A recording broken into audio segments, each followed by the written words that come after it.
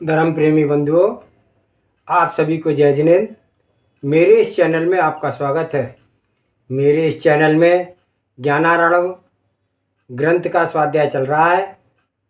आज हम इस ग्रंथ का तीसरा श्लोक पढ़ेंगे। उससे पूर्व मंगलाचरण करते हैं।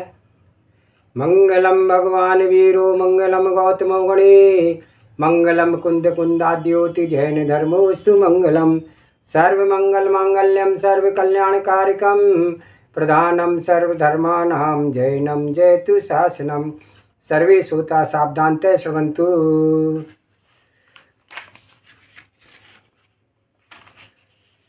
भवज्ज्वलन संभ्रान्त्य सत्व शांतिं सुधारणो देवश्चंद प्रभु पुष्यात् ज्ञान रत्नाकर श्रियायम। जो चंद्र प्रभु जिनेंद्र संसार रूप अग्नि के मध्य में भ्रमण करते हुए जीवों के लिए शांति रूप सुधा अमृत के समुद्र के समान हैं, वे ज्ञान रूप समुद्र की लक्ष्मी की पुष्टि करें। अब इस श्लोक के एक एक शब्द को किस प्रकार से मणि जी ने वर्णन किया हम पढ़ेंगे। चंद्र प्रभा देव को नमस्कार। प्रथम श्लोक में परमात्मा को नमस्कार किया, दूसरे श्लोक में विश्वदेव को नमस्कार किया। अब तीसरे श्लोक में जैसे कि लोक रुचि में भी जनता की अभिरुचि है अथवा एक प्रमत्तविरत अवस्था में ही जो यह ग्रंथ रचा जा रहा है, ध्यान अवस्था में लीन हुए मुनि तो ग्रंथ नहीं रच पाते। जो एक विशिष्ट अंतः प्रभाव से अथवा आचार्य देव के नाम शुभ चंद्र हैं, तो एक चंद्र प्रभु का स्मरण हुआ। यों कवि इनके अलंकार में समझ करके चंद्र प्रभु का स्मरण अवतरित होता है। यानी इस तृतीय श्लोक में चंद्र प्रभु देव को नमस्कार किया गया है। संतापहारी, ये चंद्र प्रभु भव की अग्नि के संक्रांत हुए प्राणियों को शांति रूप सुधा के समुद्र के समान हैं। जैसे चंद्रमा समुद्र की वृद्धि करने वाला होता है, शुक्ल पक्ष में जैसे चंद्रमा अपने पूर्ण विकास के साथ उदित होता है, पूर्ण चंद्र होता है, तो उस काल में समुद्र का पानी बढ़ने लगता है, नदियाँ नहीं मिलती। फिर भी ऐसा योग है कि उन किरणों के सन्निधान पाकर के जल में उछाल वृद्धि होने लगती है।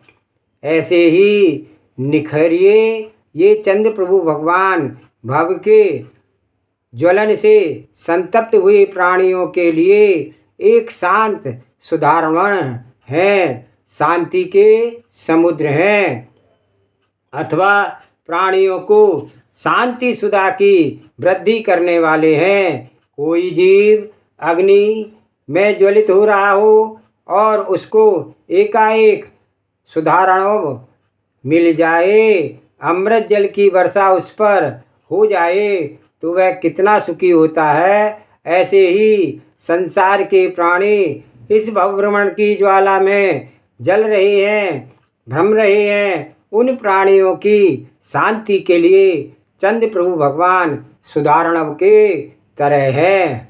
अभिष्ट प्रार्थना। श्लोक के एक एक शब्द का यहाँ पर अर्थ बड़े विस्तार से और अच्छे तरह से बताया गया है। चंद्र प्रभु देव ज्ञान रूपी रत्नाकर की श्री को पुष्टि करें। जैसे चंद्र समुद्र के जल ज्ञान रत्नाकर की शोभा को पुष्ट करे, वृद्धि करता है, वैसे ही चंद्र प्रभु भगवान से अपनी ज्ञान वृद्धि के लिए प्रार्थना की गई है। चंद्र प्रभु रत्नाकर की शोभा को पुष्ट करें। रत्नाकर नाम आर्णव का है, समुद्र का है, जो रत्नों का आकर है सो रत्नाकर।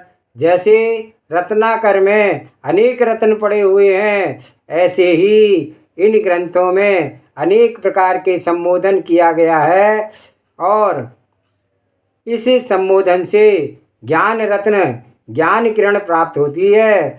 वे चंद्रप्रभु भगवान मेरे ज्ञान की वृद्धि करें, अर्थात उनके ध्यान से तप से हम विकारों को नष्ट हटा करके निर्विकार चित्त स्वरूप का कारण बनते हैं। चाहे वे चेतन पदार्थ हों चाहे अचेतन पदार्थ हों, उन पदार्थों के अवलंबन से आत्मा को शांति नहीं मिलती है। एक निज आत्म तत्व के अवलंबन से ही शांति होती है।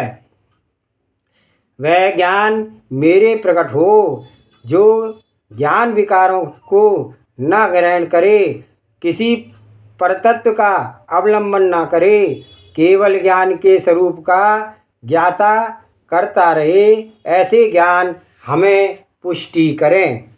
सत्य विज्ञान, सच्चा ज्ञान वही है जो ज्ञान स्वरूप की उपासना करता रहे।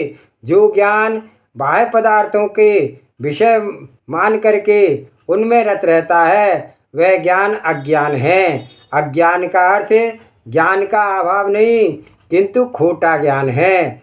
यथार्थ ज्ञान में निर्विकारता का ही प्रेरणा मिलती है। निर्विकार स्वरूप का स्वरूप ही हम आप लोगों का सच्चा वैभव है। यह वर्तमान वैभव तो तृण के समान असार है। बाह्य अर्थों का अनालंबता, जैसे स्वप्न में देखी हुई चीज का कोई आधार नहीं है। स्वप्न में देखी हुई सारी चीज़ें माया में हैं, यथार्थ नहीं है। उसी प्रकार यहाँ के ये समस्त समागम आसार हैं, माया रूप हैं, सपनवत हैं, यथार्थ नहीं है। जैसे सपन देखने वाले को यह पता सपन में ही पड़ता है कि मैं सपन देख रहा हूँ और वह सब झूठ है, ऐसे ही आँखों से यहाँ जो कुछ दिख रहा है वह सब पता नहीं पड़ता है कि ये सभी बातें निराधार हैं। ये सभी पदार्थ मेरे आलम्बन करने योग्य नहीं है। किसमें अपने दिल जमा करके अपना आत्मसंतोष पाने का यत्न किया जा रहा है। बाह्य में कुछ भी ऐसा नहीं है जो हमारे हित का साधन हो और आलम्बन के योग्य हो। क्यों? पर के आलम्बन के पीछे व्यर्थ में श्रम बना करके कष्ट उठाया जा रहा है। कोई सा राग तक भी तो नहीं बन करके नहीं रह पाता है, क्षण क्षण में बदलता रहता है। अब वर्तमान में किसी वस्तु विषयक राग जागा है तो थोड़े समय में अन्य विषयक राग हुआ, तो यों राग का परिवर्तन होता रहता है। आत्महित प्रसंगों में भैया किसी भी पर वस्तु के ग्रहण में हमारा हित नहीं है, क्योंकि इन सब अवसरों में विकल्पों को अवसर मिलता रहता है। किंतु यह ज्ञान केवल ज्ञान के रूप का ज्ञान है। ज्ञान करे तो ऐसी स्थिति में अद्भुत आनंद पाने की पद्धति बन जाती है और वहाँ तृप्ति रहा करती है। ऐसे जो ज्ञान स्वरूप का ही ज्ञान बन रहा है वही वास्तव में ज्ञानी है। ऐसा ज्ञान हे चंद्र प्रभु मेरे बने, जो ज्ञान के स्वरूप का ज्ञान करता है और वह सत्य पुरुषार्थ में हमारा उपयोग जमा रहे, ऐसे चंद्र प्रभु देव के स्मरण करके आचार्य देव शुभचंद अपने अभिष्ट प्रयोजन को भी रखने जा रहे हैं। अब इसके बाद जैसे लोक रूढ़ी है, लोगों को एक सहज झुकाव है अथवा ग्रंथ की आदि में विघ्न की शांति करने के भाव से नाम साम्य हैं। अतः शांतिनाथ भगवान का अब चौथे श्लोक में स्मरण करेंगे। सत्य संयम पय पूर पवित्र जगत्त्रयम् शांतिनाथम नमस्यामि विश्व विघ्नौघ शांतये। मैं सब प्रकार के विघ्नों के समूह को शांत करने की अभिलाषा से समीचीन समरूप जल के प्रवाह के तीनों लोकों के प्राणियों को पवित्र करने वाले शांतिनाथ तीर्थंकर के लिए नमस्कार करता हूँ। प्रभु शांतिनाथ को नमस्कार। मंगलाचरण के प्रसंग में प्रथम छंद में परमात्म तत्व को, द्वितीय छंद में ऋषभदेव को, तृतीय छंद में चंद्र प्रभु भगवान को नमस्कार करके अब चतुर्थ श्लोक में शांतिनाथ भगवान का नमस्कार कर रहे हैं। शांतिनाथ भगवान की प्रसिद्धि शांतिकर्ता के रूप में उनका आकर्षण एक तो नाम के कारण है कि इस प्रभु का नाम स्वयं शांतिनाथ है। प्रधान रूप में इसका आकर्षण एक नाम पर है। नाम का भी बहुत बड़ा आकर्षण होता है। फिर उसके साथ ही ये शांतिनाथ प्रभु पंचम चक्रवर्ती, 16वें तीर्थंकर और 12वें कामदेव, ये 3 पदों के धारी हुए हैं। प्रभु का आदर्श चक्रवर्ती की विभूति का परित्याग करके उन्होंने स्वयं धारण किया, संयम धारण किया। ऐसे चर्या दिखा करके जीवों को पवित्र किया। इन जीवों की अन्य जीव भी इनकी इस उत्कृष्ट चर्या को निरख करके अपनी अतः चर्या पवित्र बना लेते हैं। सत संयम रूपी जल समुद्र के पूर से तीनों लोकों का जिसके पवित्र हो गया है, ऐसे शांति प्रभु को समस्त विघ्नों की शांति के लिए नमस्कार करता हूँ। विघ्नों की शांति इस निर्विघ्न सहज रूप की दृष्टि से हो जाती है और परमात्मा की दृष्टि करके जो शांति मिलती है वह भी निज का स्पर्श होने से होती है। वस्तुतः कोई दूसरा प्रभु मुझे शांत कर दे ऐसा नहीं है, परंतु किंतु प्रभु की प्रभुता निरख करके उस प्रभुता के समान जो खुद में प्रभुता बसी हुई है उसका स्मरण होता है और उसे शांति की समृद्धि होती है। आत्म प्रभाव का प्रभाव जैसे किसी दुखी आदमी को निरख करके सेठ को दया आती है तो यूँ ही दया नहीं आ जाती, किंतु उस दुखी आदमी को देख करके उसके ही समान अपने को दुखी बना लिया कल्पना से और उसे सेठ को दया उपजी। कहीं रास्ते में कोई प्राणी मारा पीटा जा रहा हो, गाड़ी से जुतने वाले बैल भैंसे को बुरी तरह चाबुक से मारते हुए किसी को आपने देखा तो आपके अंदर क्या दया उत्पन्न होती है? यह दया उसमें यूँ ही नहीं हो गई, किंतु उसके दुख की तरह अपने में इसकी कल्पना करके जो दुख उत्पन्न किया उस समय उससे दया उत्पन्न हुई है। ऐसे ही प्रभु का स्मरण करने से परमात्म तत्व के शुद्ध से एकदम सीधा कल्याण नहीं हो गया, किंतु परमात्मा की शुद्ध से अपने में बसे हुए परमात्म तत्व को स्पर्श हुआ, उससे इसका कल्याण जगा। और ऐसे ही प्रभु के गुण स्मरण का माध्यम लेकर के स्वयं में एक शुभ कल्पना बनती है, उस कल्पना से ही शांति प्रकट होती है। प्रभु स्मरण से प्रभुता की मुख्यता। इस प्रसंग में शांतिनाथ प्रभु का स्मरण कर रहे हैं। जैन समूह में 24 तीर्थंकर में से प्राय ऋषभदेव, चंद्र प्रभु, शांतिनाथ, नेमिनाथ, पार्श्वनाथ प्राय इन्हीं का विशेष करके नाम आधार लिया करते हैं। इनमें से इस ग्रंथ में भी पार्श्वनाथ और नेमिनाथ के अतिरिक्त इन सब को नमस्कार का वर्णन आया है। इस किसी तीर्थंकर को छोड़ दें यानी नाम ना लें, उससे कहीं यह बात नहीं हुई है कि ये तीर्थंकर नमस्कार के योग नहीं है। ये या साधारण है, किंतु चलती हुई पद्धति में किसी भी प्रभु का नाम ले लें, उस नाम से प्रभुता की मुख्यता है, नाम की मुख्यता नहीं है। इस कारण किसी एक का भी नाम लेते पर सब गर्वित हो जाते हैं। जिस घर में 4-6 भाई बरसते हैं, उनमें से किसी एक भाई का नाम लेने से या किसी एक का नाम आ जाने से वे सब भाई संतुष्ट होते हैं। वे सोचते हैं कि इसमें हम सब आ गए, नाम की प्रभुता की मुख्यता है। अरे, और नमस्कार करने वाला, नाम लेने वाला पुरुष अपने हृदय में यह भाव नहीं रखता कि मैं इसी को नमस्कार करूं, औरों को नहीं। यह कारण सभी में गर्वित हो जाता है। 5वां श्लोक।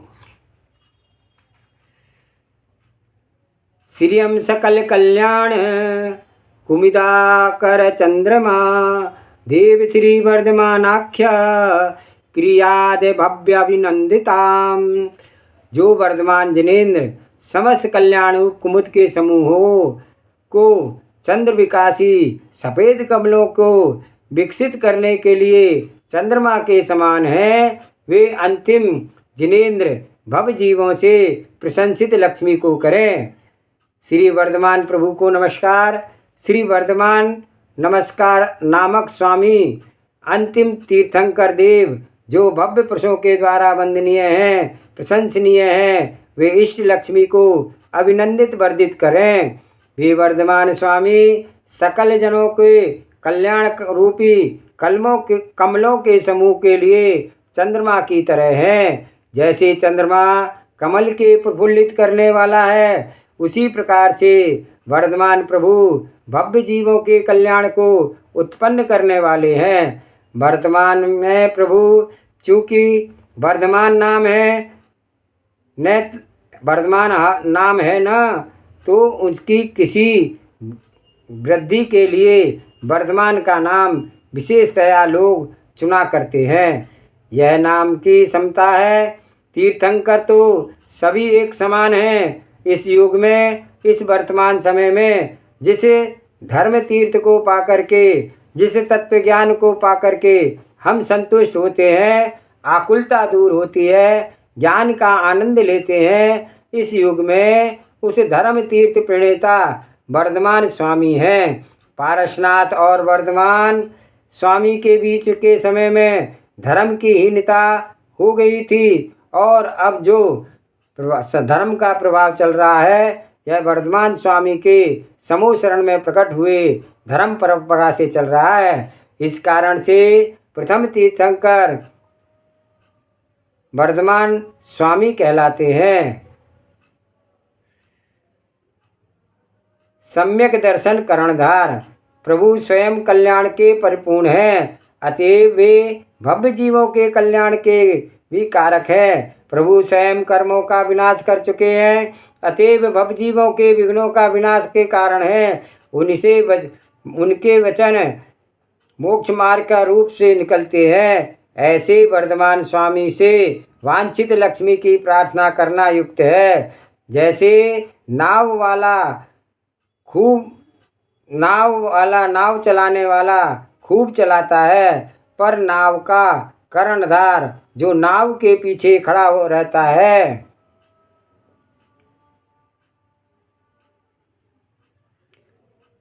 एक सूप के आकार का करिया नामक काष्ठ का यंत्र लिए रहता है।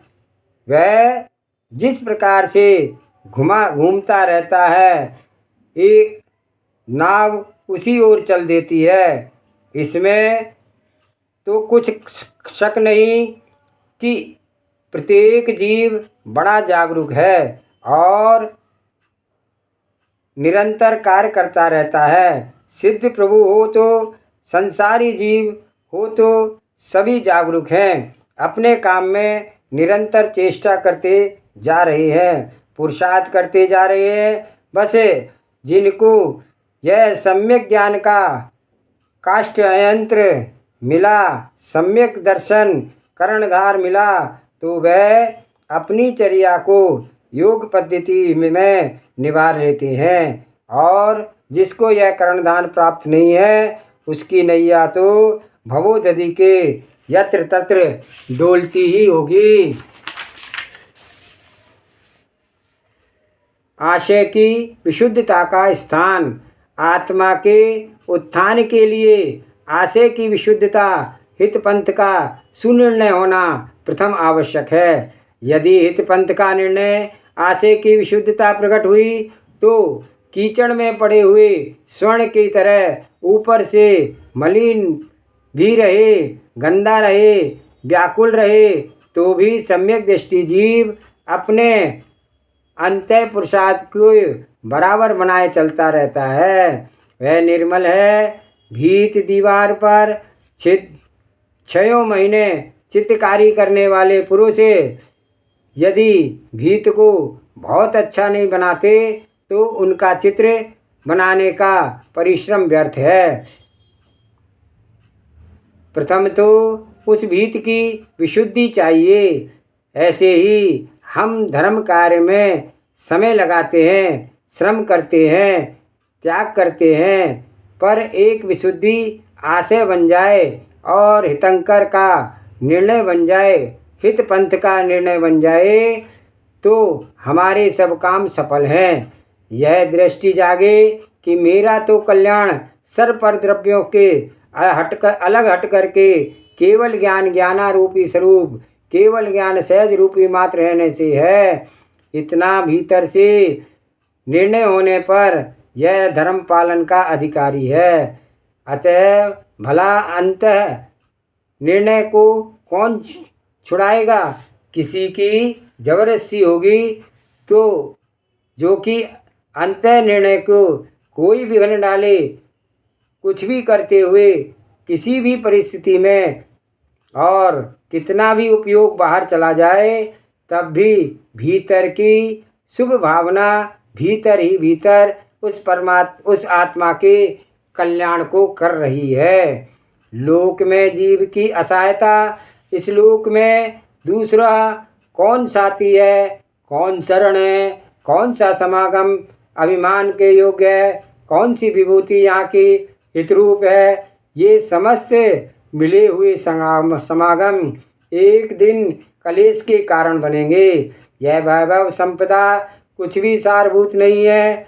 यह जग संपदा सारभूत होती तो बड़े बड़े तीर्थंकर चक्रवर्ती का संपदा को त्याग करके क्यों अपने उस केवल निज रूपी का ध्यान करते। बहुत बहुत धक्के खाने के बाद बुद्धि व्यवस्थित बनती है, पर इस जीव पर मोह का ऐसा तीव्र नाश है कि बहुत आपत्ति और धक्के खा लेने के बाद ही उसकी बुद्धि में व्यवस्थितता नहीं आ पाती है। लो कुछ जरा ठीक ठिकाने से हुए थे और एक भव में बुढ़ापे में या अंतिम समय में कुछ बुद्धि बनाने का अवसर ठीक आया था कि तब भी न चेते तो स्मरण हुआ, दूसरे भव में गए और वहीं फिर पढ़ना शुरू किया।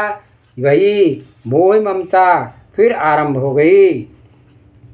अज्ञान से उत्तरोत्तर विडंबना।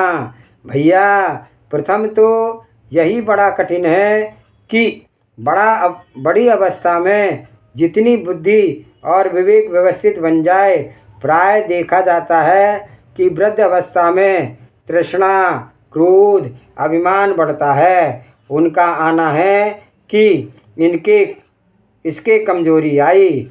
यह मन जो चाहे वह काम करे तो कर नहीं सकता है, भोग नहीं सकता है, और इसने अपनी उन वांछाओं पर पहले विजय नहीं की। ऐसी स्थिति में क्रोध का आना स्वाभाविकता है। जैसे प्राय अधिक बीमार आदमी अधिक क्रोध हो जाया करता है। जरा जरा सी बातों में उन्हें क्रोध आने लगता है। उसका कारण क्या है? दूसरों को खाते घूमते फिरते मौज से देख रहा है और अपने को कहीं मक्खी बैठ जाए तो उसको भी उड़ा सकने के लिए असमर्थ देख रहा है। तो उस कारण वह दूसरों को रंगा चंगा देख करके क्रोध ना करे तो क्या क्या हो। ऐसे ही बढ़ती हुई अवस्था में प्राय कषायों में वृद्धि होती है। और यह बात सब पर लागू नहीं होती, अन्यथा तपस्या करना व्यर्थ ही हो जाएगा। फिर तो यह सोचा जाएगा कि अरे तपस्या से क्या लाभ, बूढ़े होने पर फिर विकल्प आ जाए तो तपस्या का क्या लाभ। ज्ञान के उत्तर विकास, जिसने ज्ञान नहीं सीखा और वृद्धावस्था तक भोग विषयों में रत रहे, उनकी स्थिति बुढ़ापे में ऐसी बनती है कि जैसे कहते हैं कि अर्धमृतक जैसा स्थिति होनी। अब आत्म ध्यान और धर्म पालन क्या करेंगे? धर्म पालन शरीर की स्थिति से अधीन नहीं है, जो अपने आप में अपने ज्ञान का दर्शन आलंबन आश्रय करके इस ज्ञान को दृढ़ करता है, इस ज्ञान स्वभाव को विकसित करता है, वह वृद्ध होने पर और भी अधिक चमकता है और भी अधिक प्रकाशमान होता है। उसके कर्तव्य एक ज्ञान प्राप्त करने का है। ज्ञान की कमनीयता, ज्ञान की वास्तव में वह है जो अपनी आप में शांति उत्पन्न करे। जो ज्ञान अशांति उत्पन्न करने का कारण बनता है वह ज्ञान ज्ञान नहीं है, किंतु बाह्य धन की तरह एक धन है। ज्ञान वही है जो ज्ञान को संतोष उत्पन्न करे। वह बात उस ज्ञान में है जो ज्ञान अपने ज्ञान में के स्वरूप को स्पर्श करता है। लोक में जीव अन्य जीवों से अपने आप को अधिक मान लेते हैं। इन सबसे उच्च हूँ, बड़ा हूँ, इस प्रकार की बुद्धि बनने पर वह इस जीव का कलेश होता है, क्षोभ होता है, मलिनता होती है। तब ऐसी सरलता और नम्रता की प्रकृति बने कि अपने आप में उत्पन्न हुए ज्ञान आदि वैभव में इतनी महत्ता ना कूत अंकित कर ले कि अन्य जीव इनकी दृष्टि में तुच्छ जचने लगे। ऐसी परिस्थिति में वह ज्ञान शांति का कारण नहीं होता, तो हमारा ही एक विशुद्ध ज्ञान अपने आप की वांछित लक्ष्मी की प्राप्ति करा देता है। और वह विशुद्धि ज्ञान जिन चरणों के प्रसाद से प्राप्त होती है, उन चरणों की कृतज्ञता होनी चाहिए। सो यहाँ वर्धमान प्रभु को अभिनंदन अभिषिप्त लक्ष्मी की प्राप्ति के लिए किया गया है। अब इसके बाद भगवान महावीर स्वामी के मुख्य गणधर गौतम स्वामी को नमस्कार कर रहे हैं। आज का स्वाध्याय ही समाप्त करते हैं। जा वाणी के ज्ञान से सूझे लोकालोक, सो वाणी मस्तक नमो सदा देती हूँ दुख। हे जिन वाणी भारती तुहे जपू दिन रैन, जो तेरी शरणागे सो पावे सुख चैन। देव भजो अरिहंत को गुरु सेवा निर्गंत, दया धर्म पालो सदा यही मोक्ष का पंथ। 9 बार नमोकार है मंत्र।